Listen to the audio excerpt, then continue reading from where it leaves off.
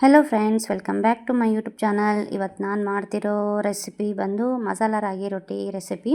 ಇದು ಬೆಳಗಿನ ತಿಂಡಿಗಾದರೂ ನಾವು ಮಾಡ್ಕೋಬೋದು ನೋಡ್ರಿ, ಇಲ್ಲ ಅಂತಂದ್ರೆ ಸಾಯಂಕಾಲ ಸ್ನ್ಯಾಕ್ಸ್ ಅಂತ ಆದರೂ ನಾವು ಮಾಡ್ಕೋಬೋದು. ಹೆಲ್ದಿ ರೆಸಿಪಿನೂ ಹೌದು.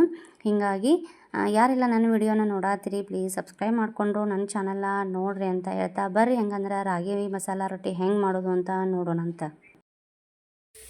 ನಾನಿಲ್ಲಿ ರಾಗಿ ರೊಟ್ಟಿ ಮಾಡ್ಲಿಕ್ಕಂತೇಳಿ ಕಟ್ ಮಾಡ್ಕೊಂಡು ಇಟ್ಕೊಂಡಿದ್ದು ಕೊತ್ತಂಬರಿ, ಆಮೇಲೆ ಮೆಂತ್ಯನ ಸ್ವಲ್ಪ ಕಟ್ ಮಾಡಿ ಇಟ್ಕೊಂಡೇನಿ, ಈರುಳ್ಳಿನ ಸಣ್ಣದಾಗಿ ಕಟ್ ಮಾಡ್ಕೊಂಡೇನಿ, ಆಮೇಲೆ ಕ್ಯಾರೆಟನ್ನು ಈ ಥರ ತುರ್ಕೊಂಡು ಇಟ್ಕೊಂಡೇನಿ.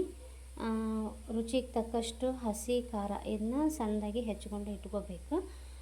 ಮನೆಯಲ್ಲಿದ್ದರೆ ಸಬ್ಬಸಿಗೆನೂ ಹಾಕ್ಕೋಬೋದು, ಸಬ್ಬಸಿಗೆ ಇಲ್ಲ ಅಂತಂದ್ರೆ ಇದಷ್ಟು ಹಾಕ್ಕೊಂಡು ನಾವು ಮಸಾಲ ರೊಟ್ಟಿ ರಾಗಿ ರೊಟ್ಟಿನ ಮಾಡ್ಕೋಬೋದು.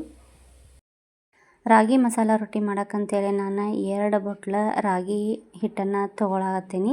ನೀವು ನೋಡ್ಬೋದು ಇಲ್ಲಿ ನಾನು ಕರೆಕ್ಟ್ 2 ಬಟ್ಲನ್ನು ರಾಗಿ ಹಿಟ್ಟು ತೊಗೊಳಕತ್ತೀನಿ. ರೊಟ್ಟಿ ಸಾಫ್ಟ್ ಆಗಬೇಕು ಅಂತಂದ್ರೆ ಬಿಸಿ ನೀರಿನ ಹಿಟ್ಟನ್ನು ಕಲಿಸ್ಕೋಬೇಕು. ಹೀಗಾಗಿ ನಾನು ಬಿಸಿನೀರನ್ನು ಕಾಸ್ಕೊಂಡೇನಿ. ರಾಗಿ ಹಿಟ್ಟನ್ನು ಫಸ್ಟಿಗೆ ಬಿಸಿ ನೀರಿಂದ ಈ ಥರ ಚೆನ್ನಾಗಿ ಕಲಿಸ್ಕೋಬೇಕು. ಬಿಸಿನೀರಿಂದನ ರಾಗಿ ಹಿಟ್ಟು ಒಣ ಹಿಟ್ಟು ಎಲ್ಲಿ ಇರ್ಲಂಗೆ ಚೆನ್ನಾಗಿ ಕಲಿಸ್ಕೋಬೇಕ್ರಿ. ಕಲಿಸ್ಕೊಂಡ್ಮೇಲೆ ನಾವು ಕಟ್ ಮಾಡಿ ಇಟ್ಕೊಂಡಿದ್ದ ಕ್ಯಾರೆಟ್, ಈರುಳ್ಳಿನ, ಹಸಿಮೆಣ್ಸಿನ್ಕಾಯಿ, ಕರಿಬೇವು, ಕೊತ್ತಂಬರಿ, ಮೆಂತ್ಯ ಸೊಪ್ಪು, ಮೆಂತ್ಯ ಏನು ಕಟ್ ಮಾಡಿ ಇಟ್ಕೊಂಡಿದ್ವಲ್ಲ ಅದನ್ನು, ರುಚಿಗೆ ತಕ್ಕಷ್ಟು ಉಪ್ಪು, ಜೀರಿಗೆನ, ಆಮೇಲೆ 1 ಟೀ ಸ್ಪೂನಷ್ಟು ನಾವೇನು ಯೂಸ್ ಮಾಡ್ತೀವಲ್ಲ ಆ ಎಣ್ಣೆ ಹಾಕ್ಕೋಬೇಕು. ಅದು ಹಾಕ್ಕೊಂಡ್ರೆ ರಾಗಿ ಮಸಾಲ ರೊಟ್ಟಿ ಸಾಫ್ಟೂ ಹಾಕ್ಕಾವು. ಅದೆಲ್ಲ ಹಾಕ್ಕೊಂಡ್ಮೇಲೆ ಮತ್ತೊಂದು ಸ್ವಲ್ಪ ಬಿಸಿನೀರು ಹಾಕಿ ನಾವು ಕಲಿಸ್ಕೋಬೇಕು. ಎಲ್ಲ ತರಕಾರಿಗಳನ್ನೂ ಹಾಕ್ಕೊಂಡ್ಮೇಲೆ ನಮಗೆ ಹಿಟ್ಟು ಕರೆಕ್ಟಾಗಿ ತಟ್ಕೊಳಕ್ಕೆ ಬರೋ ಹಂಗೆ ಹದ ಮಾಡ್ಕೋಬೇಕು ನೋಡ್ರಿ.